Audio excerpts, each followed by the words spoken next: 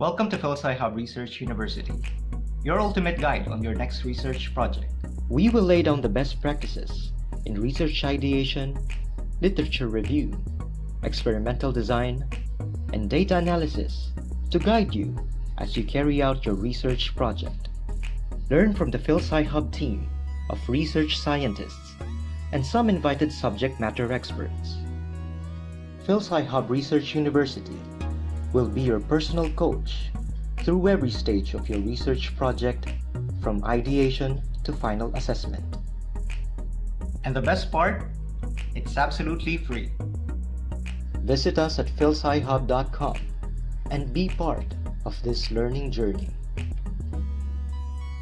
Let's learn and succeed together here at Phil-Sci Hub Research University.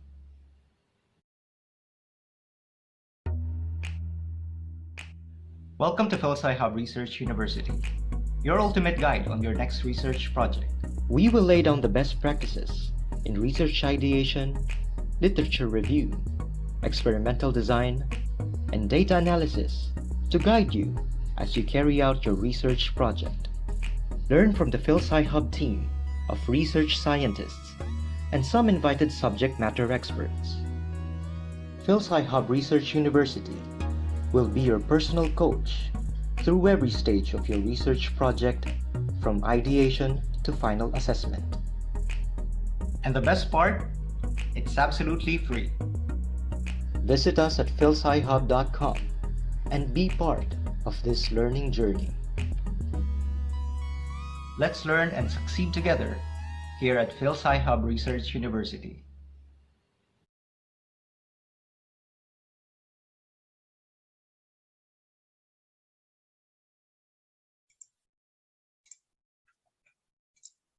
Mabuhay! Welcome to the Filipino Science Hub. Thank you for your continued support to this online platform. To our new participants, thank you for checking us out today, and we would like to officially welcome you to the Phil-Sci Hub family. Before we start the webinar, I would like to share some house rules in order to facilitate a smooth session. For our Zoom participants, we would appreciate it if you could turn your audio and video cameras off during the webinar. If you have questions or comments, feel free to type them on our Zoom chat box or YouTube live comments, and we will try to accommodate as much questions as possible. After the talk, we will have a 30-minute Q&A where the Zoom participants will have the opportunity to ask their questions live. For those who would like to receive a certificate of participation, a Google form link will be posted on our Zoom chat box, YouTube live comments, and YouTube video description towards the end of the webinar. Again, welcome to all our Zoom participants and YouTube live viewers. For those who are new and may not be familiar with who we are and what we do, allow me to share our mission and vision in the next few minutes. Filipino Science Hub is an online platform founded by our CEO, Filipino scientist, Dr. Jeffrey Camacho back in 2012. Currently, we are a registered nonprofit organization based in Houston, Texas, United States. Our mission is to promote STEM education and the culture of research among students and teachers in the Philippines and abroad. Our current global leadership team is comprised of volunteer Filipino scientists, seasoned STEM educators, and business executives across the globe.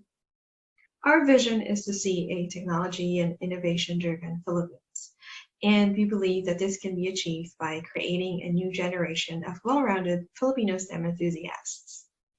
The vision is being carried out via our two major programs, the Phil-Sci Hub Ed program and the Phil-Sci Hub Research University. Through Phil-Sci Hub Ed, we are able to empower and support our teachers by strengthening STEM fundamentals education. We believe that this is important because the more equipped our STEM educators are, the more they can inspire students to pursue a career in science, technology, engineering, and mathematics.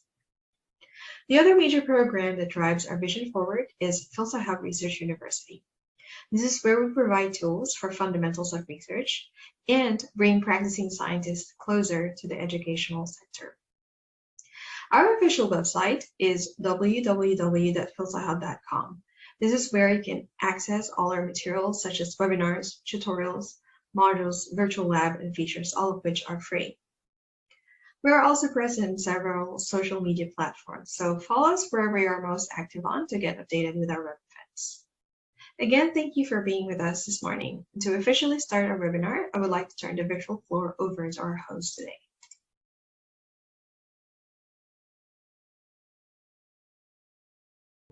On behalf of the Institute of Mathematical Sciences and Physics, UP Los Baños, I would like to welcome you all to this series of webinars to celebrate October as the Physics Month. I am thankful to the whole organization of the Filipino Science Hub, headed by my former student, Mr. Jeffrey Bongkuin, for collaborating with us in our common pursuit to uplift the quality of STEM education and research in the country, and at the same time, to promote the wonders and power of mathematics and physics. Our institute, the IMSP, is enthusiastic with regard to the co-staging of this highly anticipated activity, which is indeed timely and helpful for physics teachers, researchers, and enthusiasts like me. I am also proud of my colleagues who agreed to give their time and effort to enlighten all of us, especially that physics is one of the fields which is deemed to be difficult. But you will agree with me that it is really fascinating. Last week, the NASA spaceship struck an asteroid 7 million miles away in order to deflect its orbit, succeeding in historic key test of planetary defense. I have watched the movie Armageddon several times, being a fan of Bruce Willis.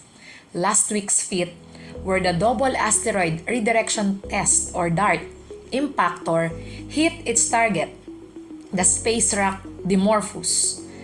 It reminded me that Bruce Willis need not to die to save the Earth.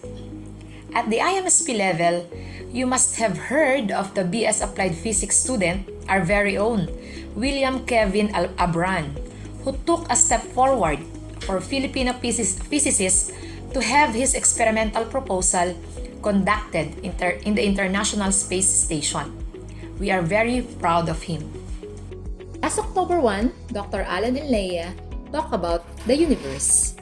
Last week, several faculty members of the Physics Division conducted DIY experiments for physics educators and students. And today, Dr. Anthony Alan Villanueva will talk about quantum physics. I truly appreciate and thank our speakers for this Physics Month. To all our participants, either in Zoom or YouTube, thank you for your participation, and we hope to see you every Saturday. This is just the beginning of Phil-Sci Hub cross IMSP collabs, so watch out for more.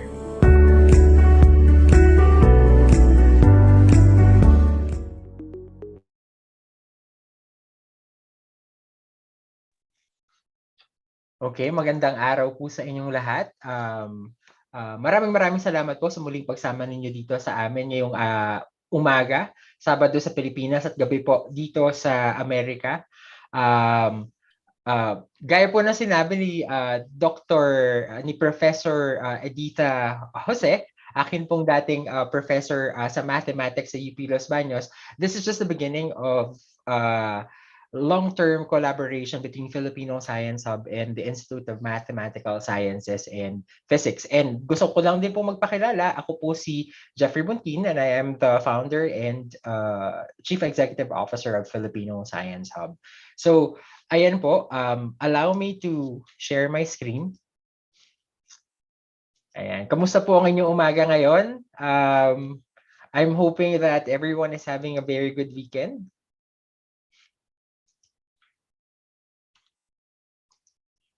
So, please bear with me. And just a second. Can everyone see my screen? All right, so this is the third installment of our Physics Month webinar series. And gaya nga po na sinabi ni Professor Edita Jose, last week, we had our second installment of this webinar series. So we presented or we shared some DIY physics experiments. And then week one, hindi show up yung icon. We had a Professor Alan Alinea, and he talked about astrophysics naman.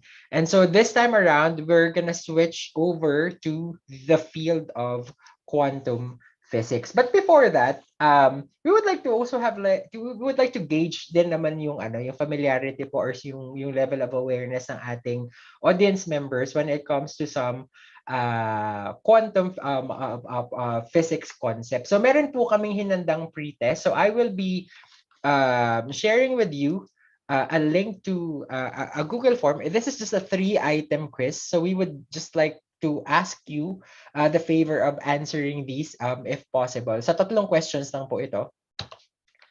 And we will be sharing the link to the pretest sa atin pong Zoom chat box at saka sa ating YouTube live stream. So yan po. So we would like to ask you po to at least take a minute or two to answer those questions, and then after that we're gonna move on and proceed with our webinar for today. Ayan. So pwede po ba maki-raise ng inyong thumb kung na-access niyo po yung ating pretest? Ayan, okay, na-access naman nila ang pretest natin. So 3 questions lang po yan, medyo mabilisan.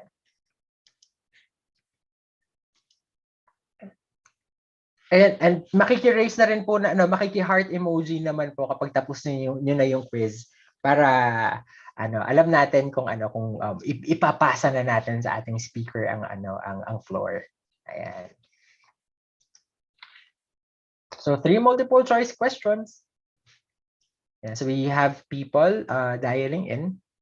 So we have more than 30 live participants today, and this session is being streamed live on YouTube.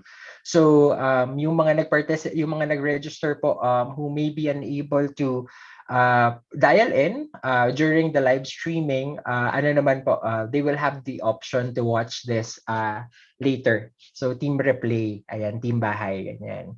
Alright, tapos na po ba natin ang ating pretest? Okay, so kung natapos na po natin, I would like to proceed with the introduction of our speaker. So for today, we are actually fortunate to have Professor Anthony Alan Villanueva. So at the moment, si Sir Anthony po is an Associate Professor of Physics at the Institute of Mathematical Sciences and Physics at the University of the Philippines, Los Banos.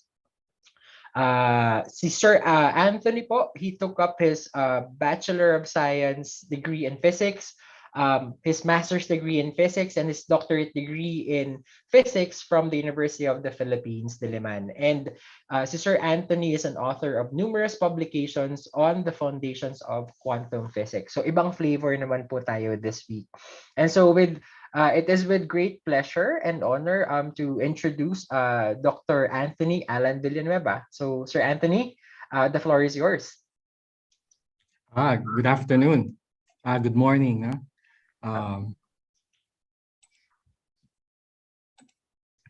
Good morning to everyone. So, my name is Anthony Villanueva, and I'm pleased to give a talk today on quantum physics, and I'm very grateful to Phil Science Hub for extending an invitation to make this talk possible. Now, without further ado, if I may share my screen to everyone.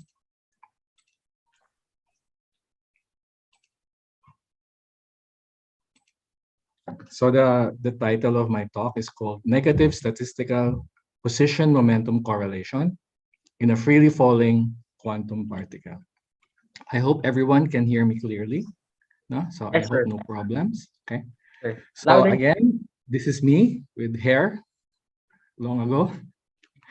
Now, quantum physics basically is the correct description of matter on an atomic scale. So when we say atomic scale, of course, we are talking about a length scale of around 10 to the minus 10 meters or an angstrom.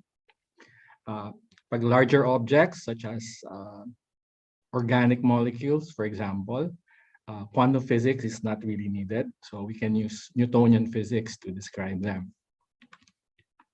So the starting point of quantum physics as it departs from the usual classical mechanics, is the notion that a particle has a wavelength, no? And the wavelength is related to what we call its momentum.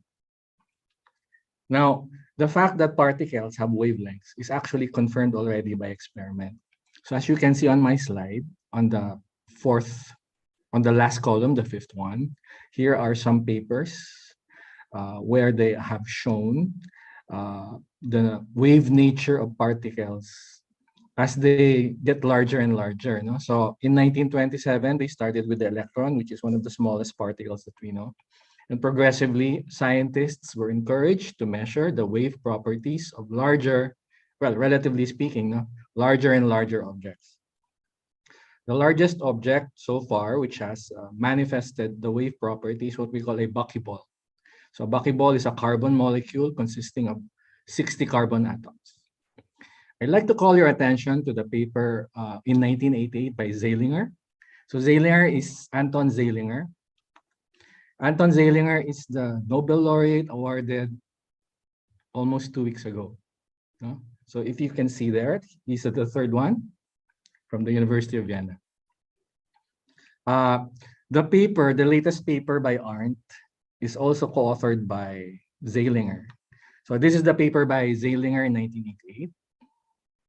So he measured the wave property of the neutron here. And then this is the paper on the buckyball. No? So he was the senior author for that. No? So a Nobel laureate. Now, let's talk about the wave property, a brief review probably. No? I hope you're familiar with waves already. No? So whenever waves meet, they superimpose with each other. So it's possible that they reinforce each other. It's possible that they cancel each other out. So we can extend the notion of waves to 2 or 3 dimensions. So we can depict a 2-dimensional wave by concentric circles, where the circles represent the peaks of the wave. It's emanating from a source. And of course, the distance between each or 2 consecutive peaks represents the wavelength. Now, when 2 waves from 2 different sources arrive at a single point, and it turns out that they are in phase, they have what we call constructive interference. So the wave properties from both sources reinforce each other. Now, if the 2 waves arrive at a point such that they cancel each other out, we call this destructive interference. So a shared experiment that demonstrates the wave property of light is what we call Young's two-slit experiment. No? So if you allow light to pass through 2 slits, and then the slit or the light that passes through the slit is allowed to fall on a screen, we obtain what we call an interference pattern. So on the screen, no? So you see that on the rightmost in our figure, you will see bright bands and dark bands. So the dark bands represent regions on the screen where the waves emanating from the 2 slits reinforce each other constructively. The dark bands represent regions on the screen where the 2 waves interfere destructively. Here's a photograph of the screen. No? So you can see the alternating bright and dark bands. Now, since we are talking about waves, we're talking about particles, subatomic particles possessing wave properties, it seems reasonable to test that particular wave property of matter. No? That is to say, we can allow particles themselves, which we intuitively think of as point particles, to pass through 2 slits, to diffract. That's the technical term, and we allow them to diffract through the 2 slits. So if particles are actually waves, they can also construct they can interfere constructively or destructively. And in this case, we interpret constructive interpretation, constructive interference as the amplification of the probability of detecting the atom or the molecule in a certain region of space. So the analogy would be if light has constructive interference, it would appear as a bright band on the screen.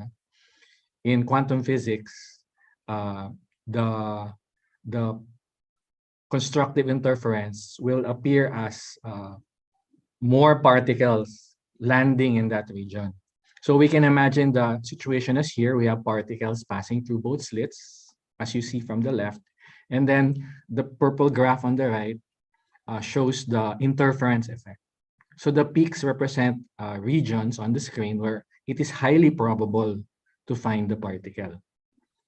And conversely, where the purple graph is low, relatively low, then there's small probability of finding the particle there. Of course, you can always perform the experiment. No? So this was actually performed in 1989 by a group of Japanese scientists.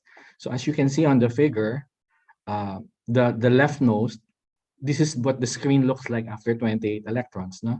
So in this particular experiment, they treated the screens in such a way that whenever an electron lands on it, it leaves a bright spot, very much like an old CRT tube. So they repeat the experiment many times, allowing only a single electron to pass through both slits, no? One at a time. So after 10,000 electrons, you can see the pattern emerging. So again, here, the bright bands here represent thousands and thousands of electrons landing on the same region of the screen. And the dark bands represent regions where no electron has actually landed. So this confirms the wave property that we are talking about actually tells us the statistical distribution of the particle. So the waves if the waves of the particle interfere constructively in a certain point in space, then the particle is very likely to be found there. Conversely, if the waves interfere destructively, then the particle is not likely to be found there. No? So that's the interpretation of what we mean by waves in quantum mechanics. So quantum theory predicts that before any experiment is actually run, it can predict what we call the probability density of finding the particle's location. And since it's statistical, we can compute averages, we can compute statistical correlations, we can compute the standard deviation. In fact, the standard deviation is nothing more than this, a measure of the width of the distribution. Because again, we can think of the wave representing the particle as merely a probability distribution. So quantum mechanics cannot predict the outcome of a single measurement of the location of the particle. So it will always be random. The most we can do is build up a statistical picture of the location of the particle. So since microscopic particles behave like waves, we represent that wave by what we call the wave function, denoted by the Greek letter psi. And a basic problem in quantum physics is to measure or determine the properties of the particle as it evolves in time. So a wave packet is a very special kind of wave function. It's what we call localized. Okay, it's only non-zero in a small region of space. No? So in our animation here, taken from a paper from the American Journal of Physics, the red ball that you see there is just a classical particle bouncing on a surface, no? Without loss of energy. If we model the problem using quantum mechanics, what you get actually is a wave seen there on the left portion of the figure. No? So that in quantum mechanics, that's what the particle looks like, the wave. Okay. So as you can see, it varies over time, no? Because it's constantly evolving over time. This is another example of a wave packet. So if you try to localize a particle within what we call a particle in a box, so you imagine a particle confined only in a finite length of space, then it can display a wave function that looks like there in the animation. So the behavior of the wave that you see there, that's basically simply wave behavior as it evolves in time. Another example or manifestation of waves in quantum mechanics is what we call the quantum tunneling effect. So the situation is we start from top to bottom. So at the top, we have a particle represented by a wave and it approaches what we call a barrier. No? So the barrier may either allow a particle to pass or it may reflect the particle. Now, in the second figure, in B, when the wave interacts with the barrier, there will be complicated oscillations from the wave because as the wave reflects, it will be interacting with itself. Finally, the final result would be partially the wave will be transmitted and reflected. Please note that the wave here represents only a single particle. No? The particle is not splitting up into two particles, still a single particle. But the wave function representing it has split up in space. Here's an animation that shows the effect that I'm describing. So this is the interaction. And this is the resulting separation of the wave packets, again, representing only a single particle. Okay. So all of these things that we have seen, these are manifestations of the wave property of matter. Now, we can also associate with the notion of the wave function or wave packet, the notion of what we call the probability current. So for example, let's pick a specific point here in the vertical axis. No? Let's say x equals 10. So at the point x equals 10, we can assign how fast the wave function is moving across it because probability is conserved. In other words, if you integrate it, the value of there will be constant. Okay, there should be no loss of probability. No, so since the probability is constant, whenever the wave packet moves up and about, there should be an associated current flowing through past a specific point. If you'd like an analogy, you can imagine that the probability is like some sort of fluid, and at a given point, you measure how fast the fluid is passing through that point. No? So in fluid mechanics, it's like measuring the current using a flow meter. Okay.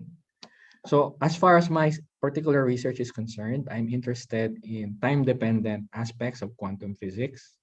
So I would like to investigate wave packets in the presence of gravity, statistical correlations between physical variables. So since quantum physics is basically a statistical theory, then the physical properties of a particle, like its position or momentum, basically act as random variables. No? And since they are random variables, ideas from statistics can be appropriated.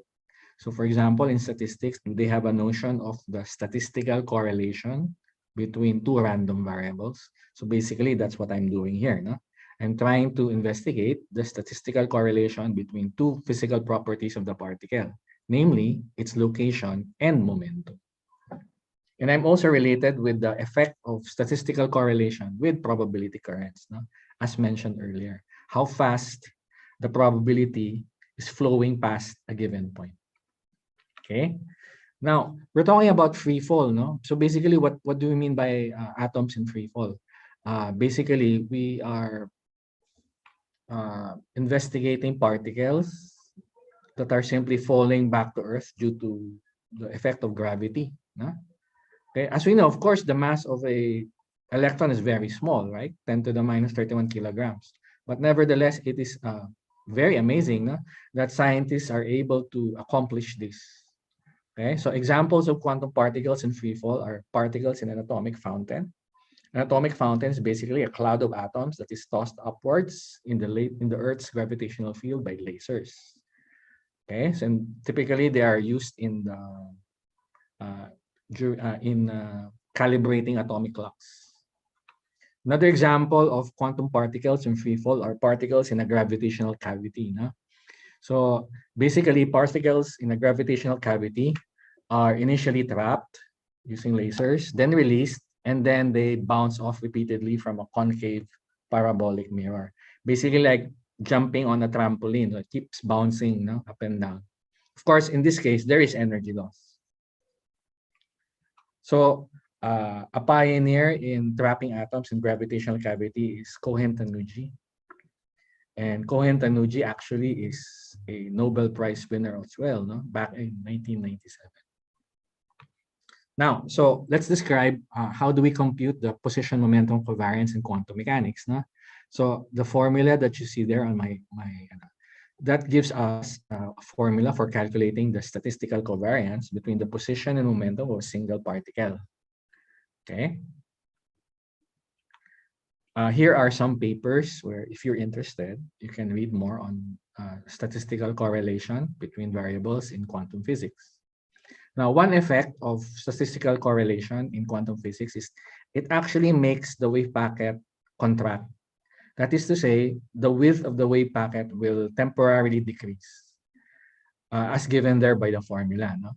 So on the right-hand side of the formula, the middle term there actually gives us a factor, the statistical correlation between the position and the momentum. So if it's negative, this tells us that the width of the wave packet, which is given by delta x, will temporarily decrease. Here's the same result if we consider a particle in free fall, as described earlier. So we have the same result. The wave packet will actually decrease as well, temporarily, because of negative statistical correlation. Another result of the negative correlation is that the current passing through a given point will actually be negative. What do we mean by negative current? If we assume a direction, kasi current is basically a vector. So a vector has a direction.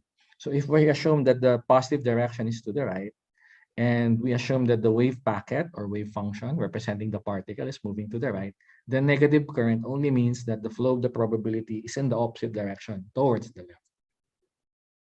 So this is an example of a quantum particle in free fall, displaying negative probability current. This is a free quantum particle with the same result. So for both free particles and particles under the effect of uniform gravity, they display the same properties under negative correlation between position and momentum. Their wave packets will decrease, or rather the width of the wave packet will decrease, and there will be at certain points a negative probability current. Now, what is the effect of the position momentum covariance on what we call the original momentum distribution? So basically the idea here is we have a wave packet and we contract the wave packet, or we filter the wave packet in a smaller region. And the corresponding momentum distribution, again, remember, the momentum can be treated as a random variable. So it has its own probability distribution. So the regional momentum distribution is just the momentum distribution of the free particle in that restricted state. Okay. So if we consider initially a Gaussian wave packet, and for simplicity, let's assume that the average position and momentum are both zero, then the equation that you see on the screen, that's what we call the regional momentum distribution. Okay, provided that we restrict the particle only at the region x greater than 0. So for the interval x greater than 0, we can calculate the probability of locating the particle. So quantum mechanics allows us, if we know the wave function of the particle, quantum mechanics allows us to compute the probability of locating the particle mathematically. So here's a graph of that. On the left figure, the aquamarine plot gives us the original momentum distribution. Again, the momentum is a random variable. So if you measure the momentum of a particle, you will get random results. But nevertheless, you can plot the frequency distribution of that, and it will turn out, it will be that graph there, that you see on the screen. That's the momentum distribution of the particle. Now, if we restrict the particle now to a smaller region for x greater than 0 only, unlike the initial where the particle is free to move everywhere, the moment we restrict it, the momentum distribution will now change. It will now become what you see in the red figure. Okay, the red curve. That is the momentum distribution now because of the restriction. For those of you who are familiar with what we call the uncertainty principle, that's an effect of the uncertainty principle. By restricting the location where the particle is more likely to be found, then we are also changing the momentum distribution of the particle. Now, the blue graph there shows us what happens to the momentum distribution if we have a negative correlation between the momentum and the momentum, and the position. No? So basically, there's a bias now for negative values of the momentum. Okay, so the effect of the negative correlation is to insert a bias into our momentum probability distribution. And it turns out this bias is amplified if we increase the covariance or correlation, the negative correlation between the momentum and the position. The graph on the right, no, the one with the blue dots only, this gives us the probability of finding the particle in the region, the probability of measuring the momentum of the particle with a value less than 0. Remember, no, initially the average value of the momentum is 0. No? So it could be positive, it could be negative. So initially it should be 50-50. But the moment we restricted the particle in the region x greater than 0 and allowed the possibility that there is negative statistical correlation between the two variables, it turns out it's no longer 50-50. Okay? There's an increasing bias, again, as you can see, towards negative values of the momentum. Okay, so that's another effect of the negative correlation between position and momentum. So to summarize, so quantum mechanics treats the position and the momentum as basically random variables. And since they are random variables, we can treat them, we can consider if they are statistically correlated or not. So if they are negatively correlated, then it turns out for both free particles as well as for particles in free fall, the position uncertainty, which represents the width of the wave packet or wave function, decreases temporarily. Number 2, the probability current will be negative at certain points. And again, the negative current only means that the direction of the wave packet or particle and the direction of the probability flow are moving in opposite directions. The third conclusion we can make in terms of what we call regional momentum correlations, or rather regional momentum distributions, then the negative statistical correlation introduces what we call a bias towards the momentum of the particle if we measure it. So it's now becoming more likely to get a result where the momentum is negative. If there is no correlation, it should be 50-50. 50% chance that the momentum is positive, 50% chance the momentum is negative. But if the two variables are negatively correlated, then there will be a bias favoring a negative value of the momentum. Furthermore, if we make the correlation between them more negative, this asymmetric behavior is amplified. No? So with this, I think I can conclude my talk. So thank you again very much for Phil Sci Hub for inviting me. And I hope you enjoyed listening to this presentation, for me sharing my research with you. Thank you very much to everyone. Ayun, thank you po. Thank you so much, Sir Anthony, for that talk. So grabe po, there's a lot to unpack doon po sa mga shinare po ninyo na insights, lalo na sa inyong research. So siguro, sir, nakakuha tayong information from our pre-test. So we asked yung ating audience members kung ano ba yung mga backgrounds nila. So we have I think like a 50-50 split between students and teachers, sir, sa audience. So siguro, sir, yung question po that I would like to ask is para for the benefit of our students, like how does this relate to yung mga basics ng quantum physics na na-encounter nila sa high school or early college level physics? Ayun, sir. Sa high school physics, what sort of modern physics do they teach there? I don't remember anymore. Basically, in modern physics, basically they normally teach about probably relativity. Yeah. I don't know if they actually talk about quantum mechanics in high school. Do they? I don't think so. Apo. Or siguro, sir, this might be something that they encounter kasi sa quantum chemistry, yung quantum numbers and all. Yung quantum numbers, no? Opo. Oo. In your quantum chemistry, of course, the typical entry point would probably the Bohr atomic model, if you remember correctly, no? Yep. So in the Bohr atomic model, you represent your electron as basically a wave, right? There are only certain orbits allowed because if the wave does not, circle upon itself, so to speak, or more technically speaking, it does not satisfy the required boundary conditions, then the particle will not probably be located there, no? So in quantum chemistry, we talk about orbitals, probably. Have you heard of that, no? I'm talking to the students, no? Yung orbitals. Yung orbitals, that's where the electrons is more likely to be located in space, right? Meron tayong mga shells na tinatawag, if you recall. No? So within a particular shell, it's only so far away from the nucleus. So that's the likeliest place that you can find the electron. Farther and farther away, the probability of finding the electron gets smaller and smaller. No? So I think that's a connection between the wave property that I've been talking about, right? So yung orbitals na tinatawag natin sa quantum mechanics or quantum chemistry, they are related to the wave property of matter.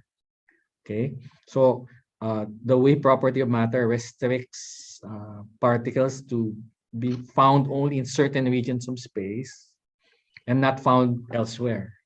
I think, no? That's one way to relate what we are discussing.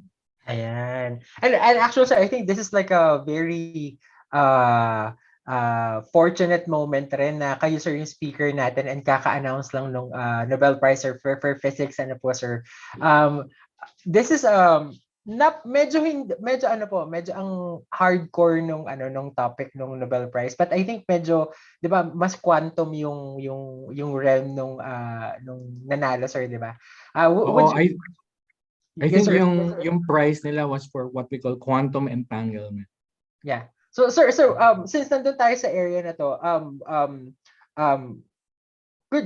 pwede po ba namin kayo mahinga ng favor to also kind of democratize ano pa talaga yung concept na yon, like in a more entanglement. Yeah, entanglement. Kasi we're talking about quantum particles and spins. Ayan po. So baka po, sir, pwede niyo po kaming ma-improve yung aming understanding. Ano ba talaga yung kinapanalunan nila ng Nobel Prize this time? Yung starting point dyan is the notion of superposition, no? So we have the notion of state in quantum mechanics. So for example, a particle can be, let's say, in energy state 1 or energy state 2, 3, 4, and 5. Okay. But we can also consider a particle in a superposition state. What's a superposition state?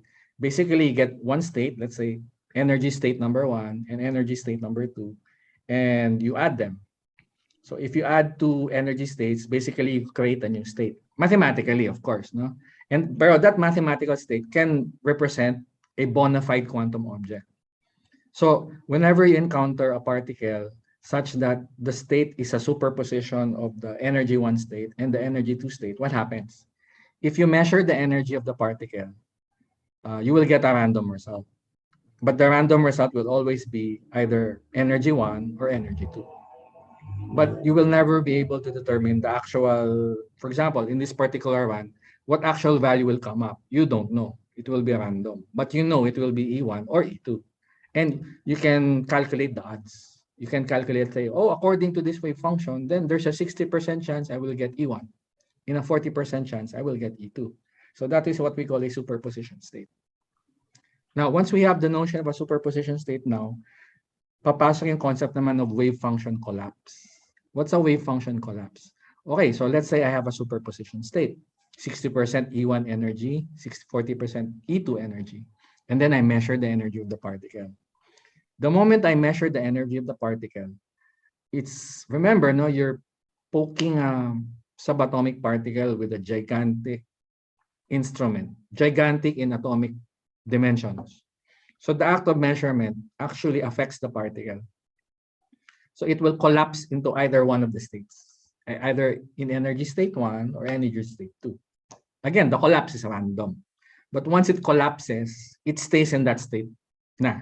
So for example, we have a superposition state as stated earlier, 60% E1, 40% E2, and then I measure it. The result is again unpredictable, no? But let's say it came up energy state E1. No? So the state of the energy of the particles E1. It will now collapse now into the state where it's just E1. Okay. So once it collapsed, it's forever E1. The energy will now be E1. Okay, so that's an important concept. So the first concept is the notion of a superposition state. The second concept is the notion of a wave function collapse. Okay, now the third notion that we have to think about is, okay, you have two particles now, no? You have two particles, and you can describe two particles with a single wave function. So let's imagine that the wave function describes, let's say, the total angular momentum of the particle. Okay, let's say the total angular momentum of the particle is, let's say 0. It's possible, no? Angular momentum is a vector. So one possibility for that is that if we're talking about, let's say, the particles being electrons, one electron is spin up, one electron is spin down. One electron in Manila is spin up, one electron in Houston is spin down, no? Okay. Or vice versa. Okay. So let's say you prepare the situation like that. You have a system, and your system is composed of 2 electrons. Now, you prepare them in a lab, and for the sake of the argument, just play, humor me and play with me on this. One electron also. So you prepare in the 2 electrons in a lab somewhere between Manila and Houston. So after preparation, 1 electron flies up to Manila, 1 electron flies up to Houston. Okay. The guys in Houston, they measure the electron. They measure the spin of the electron. And it turns out that the spin of the electron in Houston is spin up. But you know that the total system is prepared in such a way that the total angular momentum is 0. Which means the moment the guys in Houston measure the spin of the electron, and it turns out to be spin up, then automatically the wave function in Manila should collapse into spin down automatically, without the guys in Manila doing anything. Okay, the act of measuring something in Houston affects something as far away as Manila without any of us doing anything at all. So that's what we call, well, some physicists colorfully call quantum, spooky action in a distance, because the act of quantum collapse is supposed to be instantaneous. And actually, sir, I have encountered I've come across some videos. Ito on TikTok, and I don't know kung tama yung interpretation ng mga content creators na parang physicists rin yata. Pero what was the term you just mentioned? Yung spooky action at distance. Yun yung sinasabi nila. Yeah, but Kasi, paano mo naapektuhan, nasa Houston ka, tapos naapektuhan mo somewhere in Manila instantaneously. And yung context na binibigay po ng ibang mga content creators sa TikTok na encounter ko, again, I'm not saying that these are true, and i-consult ko sa inyo, sir. Yung examples na binigay nila is such that when you measure, say like yung spin nga ng isang particle sa location natin, and then yung isang particle from from napakalayong lugar, say within the universe, yung spooky effect, that still holds true. And sabi nila na yung correlation daw na yun, yung effect na yun can happen over a time span na mas mabilis pa sa speed of light. Parang ipinapasok nila. Totoo po ba yun, sir? Hindi, actually instantaneous nga. Yeah, instantaneous. Kasi for example, if you're in Houston, you send a light signal to Manila. It's not instantaneous. It will take several nanoseconds. Diba? Pero here in quantum mechanics tells us instantaneous yan. So wherever you are in the universe. If you're talking about 2 particles that are entangled, yes. If you have 2 particles that are entangled and you fiddle with one, no? So much so that you make it collapse into a particular state. Yeah. Then the other guy, the other particle, wherever it is in the universe, it will also collapse to a corresponding state, depending on how you prepare your two-particle state.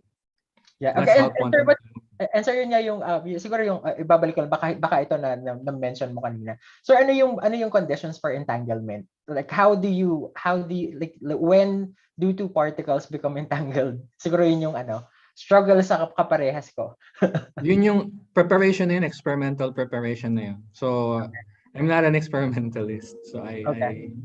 yeah. Right. So, I recommend that you Ayan. consult. So at least like now yung actual experimental preparation of an entangled state. That's outside my purview. Ayan. Pero ayan sir, maraming salamat po sa pag-share kasi nung lumabas yung announcement about yung sa Nobel Prize, when we read it, parang sabi ko, ano yun? Anyways, sir, meron tayong mga questions na pumasok habang nagchichikahan tayo dito, no? So, but you can see, no, yung ginawa din ni what's his name? Anton Zeilinger. Aside from quantum entanglement, of course, when they award a Nobel Prize, they have to cite a specific contribution. For example, si Albert Einstein, he was given the 1921 Nobel Prize for the photoelectric effect. Yeah. Okay. Not for relativity, but for the photoelectric effect. So the Nobel Committee has to say a specific, area of physics, but it's possible that scientists can actually contribute in many areas. So si Zeilinger, not just an entanglement. As you can see in the papers I've shown you, meron din siyang contributions on, for example, yung interferometry, no, as you can see earlier. So sir, let's answer some of the questions na natanong sa atin. So from JP po, from our very own JP Onya. So what would be the potential applications of this particular aspect of quantum physics? So like yung ginagawa niya, sir. One aspect that we can exploit here is that if we have negative correlation, the width of the wave packet will get smaller temporarily. One problem with dealing with quantum particles is that they're not found in a specific point. Actually, they're only likely to be found in specific region of space. Now, if the wave packet expands over time, and this is the typical behavior, no? When a wave packet expands over time, then our uncertainty of where they are found gets bigger and bigger as well. Right? For example, you have a particle, no? You'd like to know where it is. You can't really say exactly where it is. The most you can say is it's in a certain interval, right? So the interval there is a measure of the position uncertainty of the particle. Now, the normal tendency of the wave function is for this position uncertainty to get bigger and bigger over time. However, if it turns out that if it's negatively correlated, then temporarily the wave packet spreading that we call is temporarily arrested. In fact, the uncertainty actually gets smaller. So what's the effect of this? It allows us more precise measurements using quantum particles. The natural tendency of a quantum particle, or rather to be more precise, the wave function of a quantum particle is to get bigger and bigger. It's to spread out. So when a wave function spreads out, we lose information where the particle is located. Or at least, initially the particle is between 0.1 and 0.2. 5 seconds later, it's between 0.1 and 0.9, right? So you lose information where the particle is located. But if the particle width actually decreases, or at the very least mitigated, then it makes technologies that depend on locating a particle more accurate. If you use particles like that. Okay. Yeah. All right. Sir, we have more questions coming in. So ito naman po ay from Carlo Kyle Leonida. He said, "Good morning, Dr. Villanueva. Can you briefly describe the experimental or modeling setup and procedures that you use for your study?" Again, no, I'm a theoretical physicist, not an experimental one. So computational modeling, sir, ang I derive formulas, basically. Oh, as in like mano-mano, sir? Yeah, mano-mano calculations. Ayan. Ay, grabe. Okay, so pero sir, like it's also good to know na it's good to introduce more people like you, more physicists like you, like na mga Pinoy who are really into these areas na tawag dito sobrang highly theoretical nung approach at talaga pong nagko-contribute din talaga dun sa fundamentals natin, no, when it comes to quantum physics. Okay, we can move on naman to the question of Raymark Basagre. So, good morning po. Thank you, sir, for your presentation. In your study, sir, how did you get the data which you correlate? So, ito nagtatanong na naman po. Siguro, kaparehas yung tanong yung data for correlation, sir. What do you mean data for correlation? Basically, I graph the wave function and then I investigate what happens if I use different values for correlation. It's not a report of an experiment. It's a theoretical, diba? So you have a formula and then you plot it and then see what happens to the graph if you use different values for the correlation. It's basically what happened. It's not an explanation of an actual phenomenon. And then essentially, sir, you're developing the conceptual framework and then testing yung boundary conditions. Ano po? Yeah, So essentially, kung hanggang saan, kung ano mga conditions nag-hold true yung model. Parang it's a matter of sensitivity study. So yun, actually maganda tong exercise sa mga bata. No? So sa inyo na sobrang interested sa theoretical physics, this is, I think, like a good area kapag sobrang strong yung inyong math backgrounds and then again at the same time gusto niyo nung sobrang malalim na pag-iisip, di ba, sir? Ayan. Okay, so moving on, we're gonna ask yung question naman po from Romel Golpeo. So good morning po, sir. I am Romel Golpeo, a BS Ed Sciences student. May I ask po, sir, with quantum entanglement, does it prove that teleportation is really possible? Thank you po. I don't know about that, quantum teleportation. Kasi teleportation means you're sending something one point to another. But entanglement basically means you have one object and then you separate it into two. So I don't know how you can translate that from traveling from point A to point B. I'm not that imaginative to see how that can be done. But probably it might be done. Yep. And from a chemistry perspective, no? So if you're looking at a particular piece of matter that ita-teleport mo. So it's also a matter of deconstructing it from where you're coming from and reconstructing it where you are, teleporting into. Actually, maraming ding mga concepts na sinasabi nila na you need to teleport into a hyperbaric area kasi magdi-disintegrate uli. Posibleng mag-disintegrate yung composition mo as you reform yourself. So, ako medyo hindi ko rin siya ma-imagine. Maraming episode na Star Trek based on that. Yeah. Yung mga transporter malfunction episode. Ayan, lumalabas na yung mga pagka-geek natin dito. Pero meron ding horror movie na based on that, yung The Fly. Ayan. By Jeff Goldblum. Have you seen that? Check those may teleportation, tapos magte-teleport yung guy, may pumasok sa langaw. So nung tineleport sila, kasama yung langaw. So nung ni-reassemble siya, yung DNA nung langaw nahalo sa DNA. Kasama sa kanya. Or movie.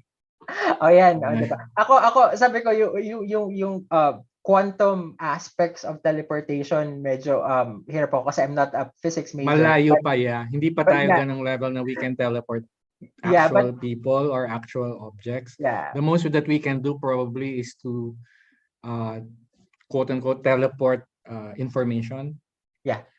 Yun. Gandong level lang na teleport siguro very small bits of information. Super hindi pa macroscopic objects. Nowhere near that. It's a matter of deconstructing and reconstructing. Ayan. Yes, yun pa.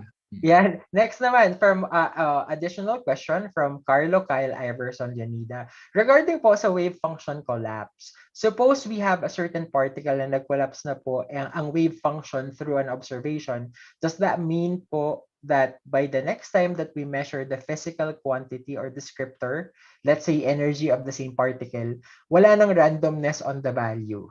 Correct. Wala nang randomness on the variable. Kung nag-collapse siya sa E1, E1 na siya forever. Okay. Of course, it's possible that yung state na yan will interact with some other, forces. In which case, pwede siyang maksipa, so to speak, from the E1 energy state to a higher energy state. If it's isolated, the moment it collapses and then it's perfectly isolated, yes, theoretically forever siya mag-remain sa state na yun. But if you allow it to interact with the outside world, then the state of the particle, the energy state of the particle will definitely change over time. So kailangan nasa closed system, sir, no? Isolated siya. Ayan. Then technically that's true, no? But of course that's impossible. Ayan.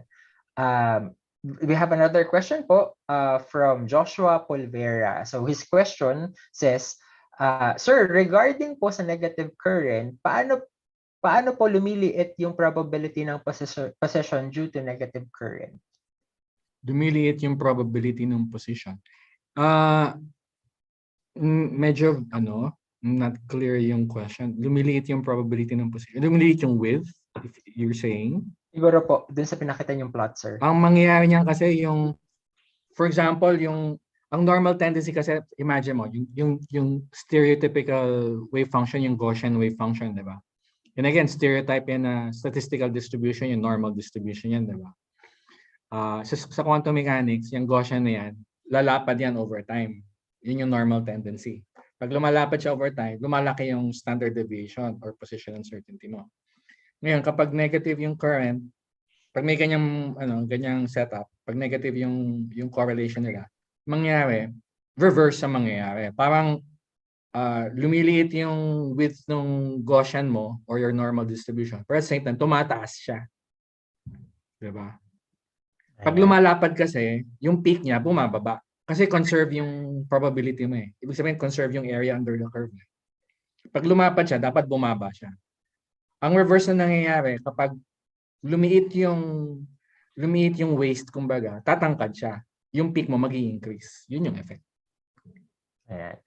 Sir, we have a question naman from YouTube. I think si Ma'am Melanie Bicas, this is one of our avid followers ng Filipino Science Hub. And I think she's a high school teacher. So ang question po ni Ma'am ay, Sir, yun po bang quantum particles po daw na na-observe natin dito, are these related sa particles found in the universe? Yan. Yung relatedness sir ng particles dito sa atin and in other in the for further stretches of our boundaries of the universe, pare-parehas po ba yan or may pinagkakaiba pa rin, or are there yet things that are there things that we are yet to discover?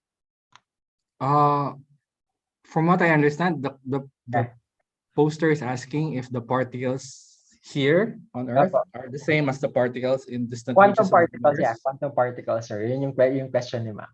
Well, for one thing, we have information about distant parts of the galaxy through light.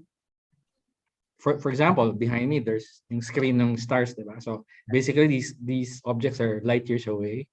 But we are assuming that the particles from which the light came from are the same as the particles here on Earth, because the light that we see that comes shining from them is basically, it has the same properties of light that we know.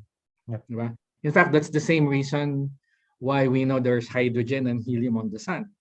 No, of course, you can't send an experimental group to the sun to measure if there's hydrogen, but the spectrum that comes from the sun, diba? You can use spectroscopy to determine that, okay, there's hydrogen in the sun, there's helium in the sun, so on and so forth. So the light that comes from distant stars, it's no different from the usual light that we have here on Earth. So it gives us reason to hope that the physical properties of particles in distant parts of the galaxy basically obey the same laws that we know here on Earth. Ayan. Sir, ito naman, ito questions ko, no? So, kasi napansin ko dun sa questions na ating audience members ay, I think baka hindi pa rin sila sobrang familiar dun sa mga types ng activities of a theoretical physicist like you. So, ito sir, ano naman, kumbaga, non-technical questions, but like more career-oriented. So, sir, what is a typical day like for a theoretical physicist like you? Basically, meron kaming research problems. So, ang advice sa akin ng thesis advisor ko is not just focus on one problem, but actually have several. I don't remember anymore if it's my advisor or not. Let's say you have 10 research problems. So, basically, as you go through your day, for example, you're preparing an exam for your students or preparing a lecture. While doing this, some idea pops in your head na it may have a possible, it may provide a key or solution or insight to one of the 10 problems that you're working on. So whenever that happens, you pop let's say problem number 3 from the shelf, and then you go over it excitedly and then see if the idea that you get works. So basically ganun, no? So meron ka mga research problems, tapos sometimes pag hindi mo na maisip how to progress forward to solve your problem, you put them aside on the shelf. Kumbaga, putting them on the back burner, so to speak. Pero syempre, hindi mo kakalimutan yung problem mo, no? At the back of your mind, aware ka, yun yung mga problems na kailangan mong solve. But as you go through the day, you go through your normal routine also of not just doing research, but also teaching, giving talks like this. So in the course of your activities, again, you have to be conscious if whatever you're saying or listening or getting input from other people has a bearing on solving your problem, then yun yung magiging quote problem of the day mo, no? Ilabas mo yung problem mo, apply mo yung insight na nakuha mo, try to solve it as long as the inspiration lasts. Okay. Parang Yes, creative sir. activity din yan, di ba? Yeah. Pag nagsusulat ka ng poem or you're writing a play, sometimes you're dry. But sometimes when inspiration strikes, the moment, as long as you're hot and inspired, try to solve whatever it is you're doing, when you're writing a poem or solving a problem. So, ganun. Pero kung wala kang inspiration, itabi mo muna. Pero dapat, open ka to the world na pag meron kang narinig or naintindihan bigla na hindi mo naintindihan before, baka may bearing sa problem mo, balikan mo yung problem mo. Try to solve it. Ganun yung everyday activities mo. So, typical everyday activities, mundane activities mo lang na, well, hindi naman mundane, no? Of course, pero normal everyday activities. Hindi naman like you're contemplating in an ivory tower. So, I'm teaching students, diba? I'm giving talks. I also watch Netflix. Normal, I'm a normal guy, like everybody else. Diba? But just, conscious ka lang na may mga problems ka na kailangan i-solve. Every now and then, you think about the problem, no? Baka may possible solution. But basically, naghihintay ka ng inspiration.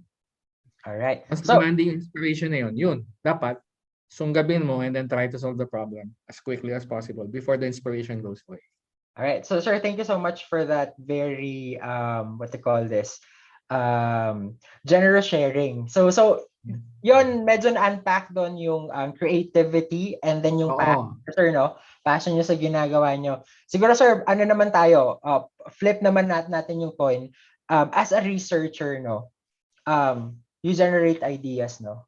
But then, siguro, if you could give our audience an idea of how do you get your ideas funded, sir? Given the fact that, di ba, napaka-fundamental nito. If you're practicing it in the Philippines, how do you go about, looking for funding or collaborating with other institutions? Could you give us an idea, sir, of that process? Actually, ang ideal path, no, which is not actually the path I actually took. Kasi late na ako nag-graduate school. Actually, ang ideal path. So basically, you're soliciting advice for would-be researchers, no? So, yeah. Ang ideal path would be dapat early on, kung mag-physics ka, no? Early on, dapat ma-figure out mo kung ano yung research area na gusto mo. Okay? Tapos, math is unavoidable. So you must, even if you're not necessarily theoretical physics, if you're doing experimental or computational physics, math is still necessary. Okay? It's unavoidable. So if you don't like math at all, physics would be a very difficult career choice. So you have to really embrace math, okay, to succeed in physics. Next,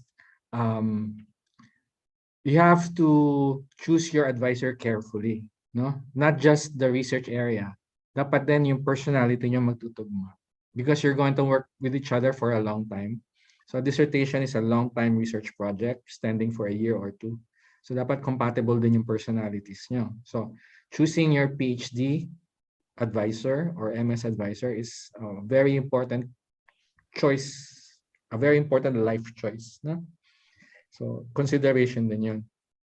Tapos once you finish your PhD, maganda rin na mag-postdoc ka elsewhere. Yun yung cross-fertilization na sinasabi. So where do you get your ideas? Kasi if you stay in the Philippines, you interact mostly with other Filipinos, of course, no? If you can interact with academics from outside, that's great, no? But typically, you get introduced to academics outside by, let's say, taking your graduate studies outside, like Houston, or you take a postdoc there, no?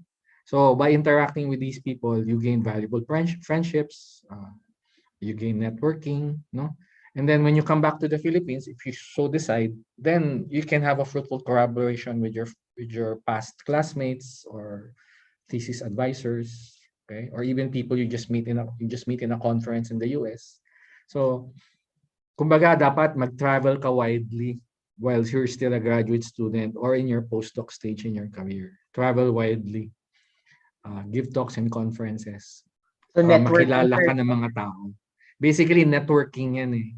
No? Physics is basically, yun yung hindi tinuro sa amin sa grad school eh. It's not just all books and equations eh. May essential networking skill na kailangan sa physics. Yeah. Kung And, career yung pag-uusapan na. yep. Na? Dapat magaling ka mag-networking basically. Actually, sir, yan tinuturo namin sa Phil Sci Hub sa mga students pa lang na kapal na mukha is key. So, kailangan talaga you go out there, you put your name out there kasi that's the way that you can grow your network. So, ay sir, maraming salamat po dun sa pag-share niyo. Pero sir, matanong ko lang po, practicing in the Philippines, what is the funding landscape like for theoretical physics type of projects? Is it easy to get funding? Or is there a specific strategy na ginagawa nyo po to be able to access certain like funding opportunities? Do you have to be part of a big collaborative project where theoretical research for quantum particle or quantum physics is a component of it? Meron po bang ganoon? Merong fully fundamental and then merong collaborative. How do you go about it, sir? Wala pong fully fundamental, I'm sad to say. Ang thrust po ng government, as I understand it, gusto nila may utility agad. Okay. But yung sa akin, basic research talaga yan. Basically, I'm just investigating a model, no? Tapos wala pa diyang possible experimental proposals, di ba? Okay. So hindi ako titignan ng gobyerno, unfortunately. So what you suggested, you join a collaborative team. That's the best way to gain funding. You join a collaborative team. For example, may group here in UPLB, as I understand it, that investigates nanoparticles. No? So you could join up that collaboration as probably some sort of theoretical scientist or consultant. Pero syempre, yung research work na gagawin mo on nanoparticles and not your research per se. Yeah. You could get funding, but the funding will be for work that might not necessarily the research work that you want to do. Okay. So again, if you're doing basic science research like I have, mahirap. Actually, it's not possible to get funding from the government right now. Mag-join ka ng collaboration, pero at the cost of not necessarily doing the research that you actually want to do. Ayan. Gusto ko rin, actually sir, sa totoo lang sir, like before this webinar, well, I didn't have like a full understanding of yung research practice niyo sa Philippines, but I'm actually very happy that meron na feature po namin yung kaparehas niyo sir na focused on yung theoretical aspect talaga ng physics. And sir, yung burning passion niyo po dun sa ginagawa, it comes across yung, nagtatranscend siya. Tumatagos siya sa stage. And gusto ko rin i-highlight din to sa atin mga students na nanonood ngayon that yun, may maganda na bagay si sir na at the moment yung incumbent research landscape sa Philippines ay more skewed towards application. Di ba sir? Magandang utility. Pero it is very important to note that most of yung First Nations, yung mga first world countries, they have a fairly good balance between fundamental research and applied research. Then medyo siguro kulang pa din sa atin. Pero kailangan ma-appreciate din ng mga estudyante natin, lalo na yung mga magde-decide later on to pursue STEM, hopefully, as a career na wala kayong masyadong madedevelop na solid applications or technology na may utility if you don't have strong fundamentals. Yun yun. Yes, I So agree. wag tayong I mean, I'm hoping na when you decide to specialize in STEM, and later on, if you pursue higher education, whether it be in the Philippines or abroad, wag nating i-take for granted yung fundamentals, yung mga basic science research. Actually, like I worked for 4 years, I worked for the US Department of Energy from 2013 to 2017. And yung group namin, we're actually focused on basic energy research. So talagang pinopondohan siya ng gobyerno. And so, who knows, baka isa sa mga audience members natin maging politiko or policy makers in the future. I'm hoping that, yung insights na binigay ni Sir, ma-inspire rin kayo na it's not a matter of yung lack ng experts sa Philippines. Diba? Kasi we have people like Sir Anthony na alam nyo, araw-araw, mga ganito kalalim na concepts yung tinatalakay nila para sa kanilang research. So, here's hoping na unang-una, mas dumama ang kaparehas ni Sir Anthony na merong interest like sa fundamental like physics at concepts. Theoretical physics actually. Mabanggit ko lang, naalala ko lang yung pamangkin ko. Medyo pinagkakatawan ako ng pamangkin ko. Sabi niya, hindi siya masyadong believe sa akin kasi chem ang kinuha ko, hindi theoretical physics. So that's inspired by the Big Bang Theory. So nanonood siya nun. So anyways, Sir, ito po, speaking of, papasok naman tayo dun, Sir, sa career guidance. No? Meron lang po ako, Sir, 2 questions para sa inyo. So unang-una, Sir, what made you choose to specialize in theoretical physics? Kailan po ba yan nagsimula, yung interest nyo na yan? I think for many people, it's probably a movie. Okay. I don't know. I can't speak for other theoretical science, but I suspect it's probably something they watched when they were young. In my case, it's Back to the Future. Okay. Do you know? It's an old movie. I don't know if the audience remembers this. Back to the Future. Actually, recently, nag-reunion yung lead stars, di ba po? Diba? Recently, yeah. Normally, yung audience probably would like to be, sino yung bidang lalaki? Kalimutan ko na. Pero, yeah, the guy. Pero ako, I wanted to be the scientist. The guy with the crazy hair who invented the time machine. Yeah. So that's why I entered theoretical physics. I wanted to build a time machine. Turns out you can't. Okay. You cannot build a time machine, actually. According to the laws of physics, you cannot build a time machine. So, but anyway, I'm here already. So, yeah. But that was the original. I wanted to build a time machine when I was a young child. So siguro, Sir, that was the nucleation Yun point. yung inspiration. Kasi that was the nucleation stage, no, na yung seed nandun na, Sir. So pero high school papuntang college level, Sir, no, 'di ba nag-physics po kayo sa UP Diliman. Yeah. At which point nyo na-realize, Sir, na ito yung talaga yung gusto kong gawin, and therefore magma-masters, magpi-PhD ako sa physics. Ano, Sir, yung trigger point for you?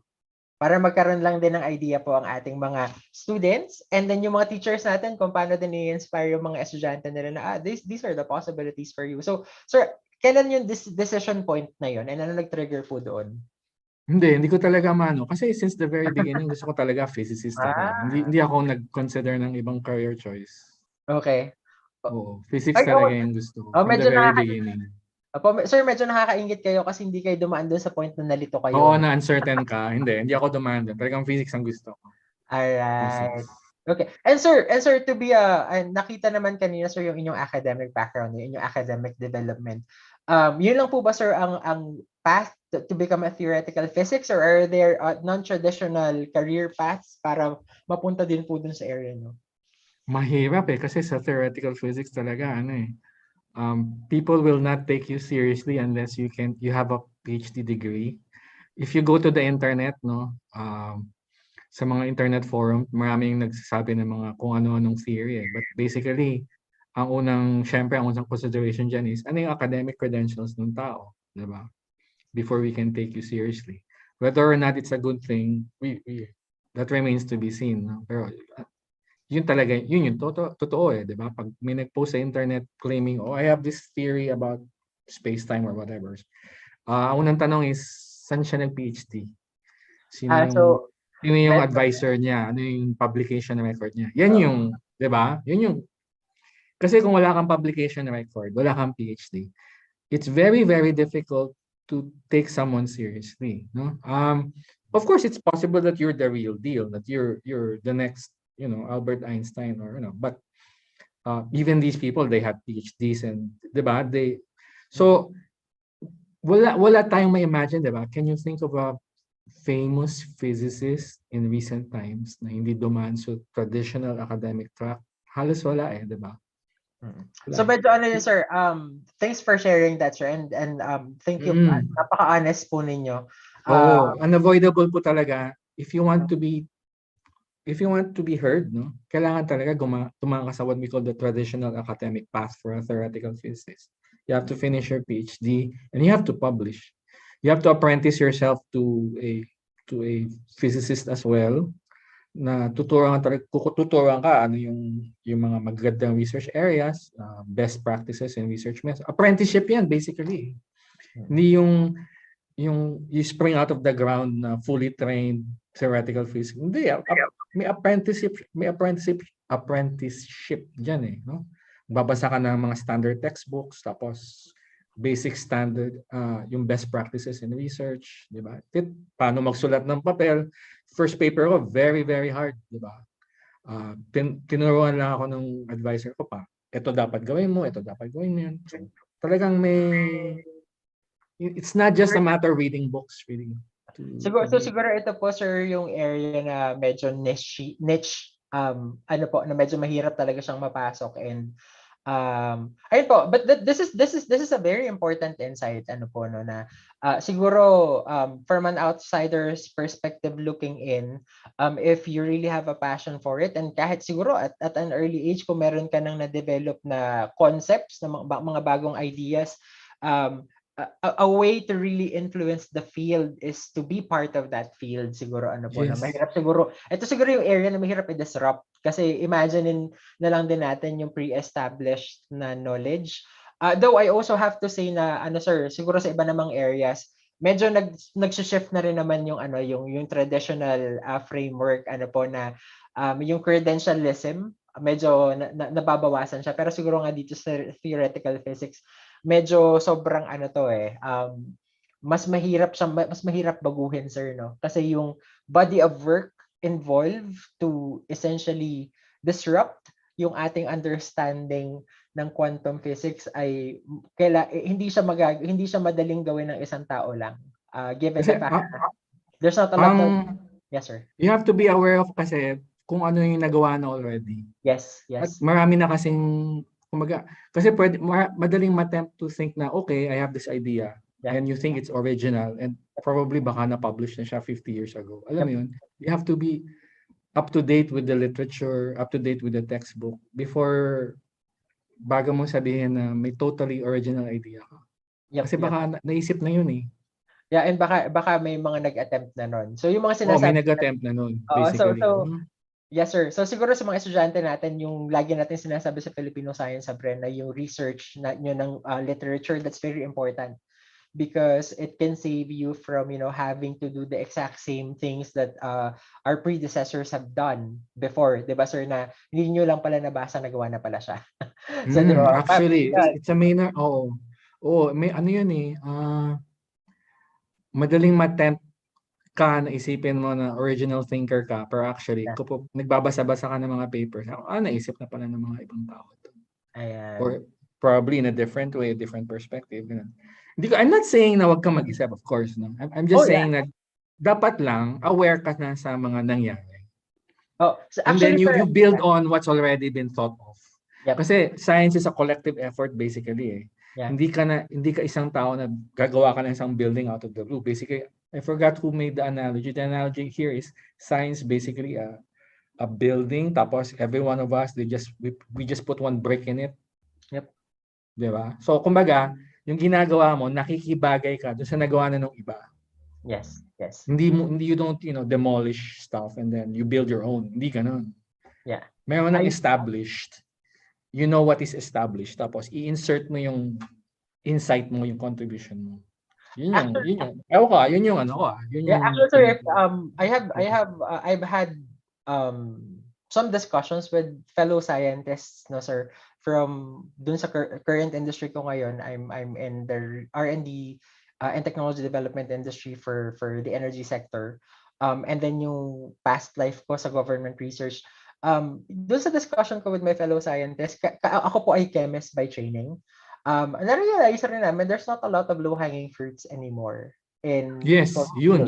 Wala nang low-hanging fruit Yeah po, actually. yung ability mo to come up with something na super original and that would disrupt your particular field, naging exponential din kasi yung development. Sobrang tumalino yung ability natin to perform research, yung ating analytical instruments, the way we actually treat data.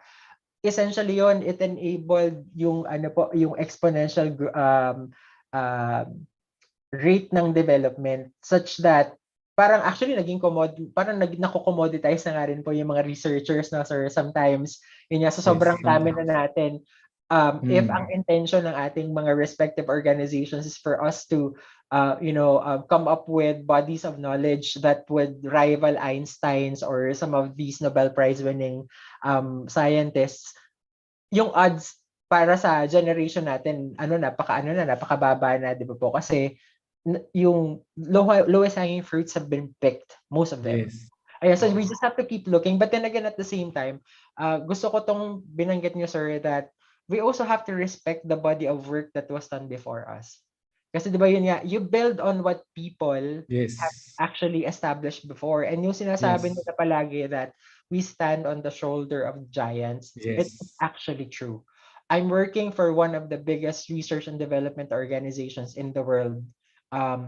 Yun po. And one thing that we realized was working with teams of PhDs na nasa top 2% ng field nila every year na yun yung naha-hire.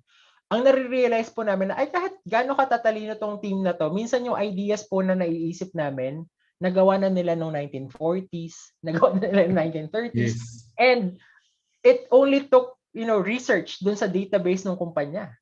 Na akala parang kang binuhusan ng malamig na tubig na parang akala ko ang brainy ko doon, akala ko ang tali-talino ko, pero you don't be discouraged kasi naman original, the fact na naisip mo, diba? Naisip nila. Tapos naisip mo rin eh, diba? The fact na naisip mo rin, it should not be a discouragement. Yeah, no, it's not a discouragement. Kasi parang diba? Parang natapatan mo sila. Yung nga lang, naunahan ka lang. Yun lang yung masaklap. Pero, diba?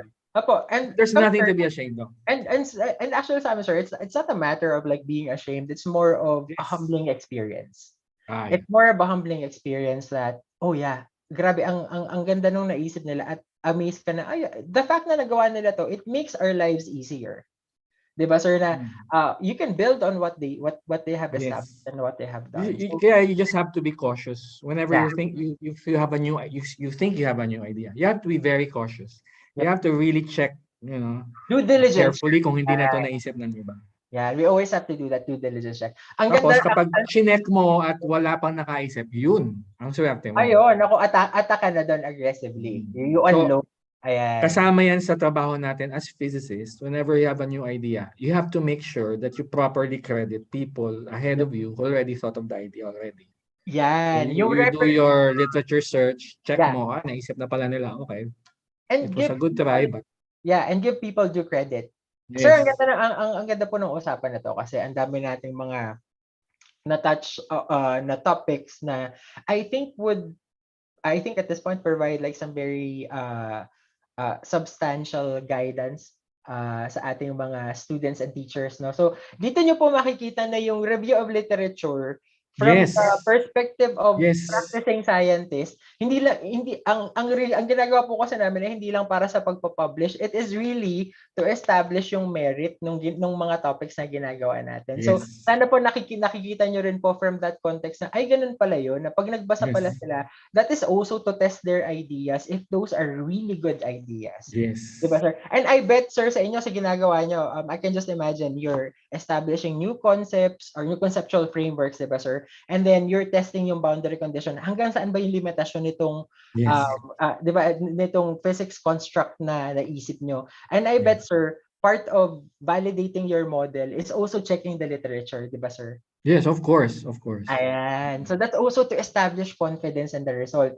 So dun sa mga high school students na nandito, when you're performing research, when you are getting good data, you should also be questioning if those are really good data. So you don't only question like the bad data, di ba sir? Yun naman yung magandang practice Yes. rin din. So May kakilala nga ako meron siyang isang magandang expression He calls it a sanity check. So yeah, kapag may na-derive ka na result, sanity check. Kapag yeah, mayroon kang computation, tapos may na-derive kang result, i-check mo kung tutugma siya with the rest of what we know. Kasi yeah. kapag hindi siya tumutugma, di ba? May Sa problema. sa field naman namin sir, ang tawag naman dyan is funny looks test.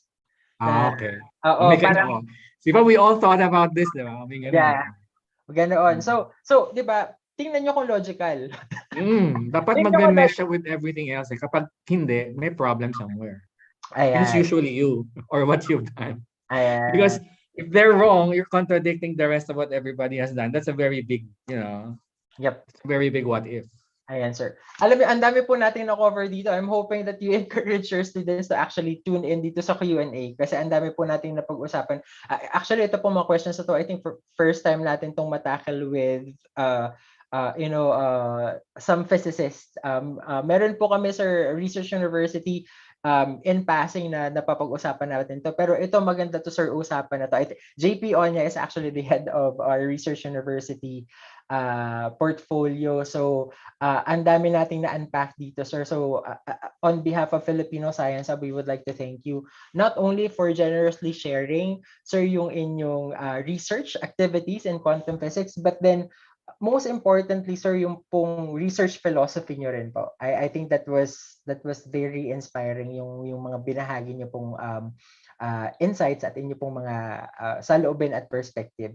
Okay, and at this point, sir, we would like to thank you and we would like to present to you the certificate of appreciation. So, Filipino Science Hub presents awards Dr. Anthony Alan D. Villanueva, Associate Professor of Physics at the Institute of Mathematical Sciences and Physics at the University of the Philippines, Banos, for delivering the webinar, Negative Statistical Position Momentum Correlation in a Freely Falling Quantum Particle, organized by the Filipino Science Hub and held via Zoom and YouTube live on the 15th day of October 2002. So given this 15th day of October 2002, signed by yours truly and Mr. JP Onya, Vice President and Chief Technology Officer of the Filipino Science Hub. Ayun, sir. Thank you Siguro, very sir, much. ano lang po, parting message, baka po meron kayong gustong message na of encouragement na gustong ibato sa ating mga estudyante at mga guro who might be taking an interest in career in theoretical physics. Okay. First of all, it's nice na people appreciate theoretical physics a lot, no? But actually, it's a lot of hard work. Okay, you have a lot of books to read, a lot of math to master. So it's not, glamorous all the time. It's a lot of hard work as well. So you have to commit really to this sort of life. Okay, so whenever you enter, college and graduate school, you have to take your studies seriously, especially pag core courses na, no? Kailangan ma-master mo yung mga core courses mo, yung statistical mechanics, quantum mechanics, EM, classical mech. Okay, you must master the basic fundamentals of physics. You must master the mathematical tools available. And the problem is, I'm not saying it's a problem, but I'm stating a fact na madaming kailangan basahin talaga. So major time commitment po talaga if you want to pursue a career in theoretical physics, no? There's really a lot of stuff to learn. Basics pa lang yun. Hindi ka pa tumatapak sa research area na pupuntahan mo. So kailangan talaga mahal mo ang theoretical physics, no? Dapat sure, dapat unshakable yung commitment mo. So kung hindi ka pa sure, meditate ka, pag-isipan mo mabuti, is this really for you, no? Kapag sure na sure ka, then yes, welcome. Okay?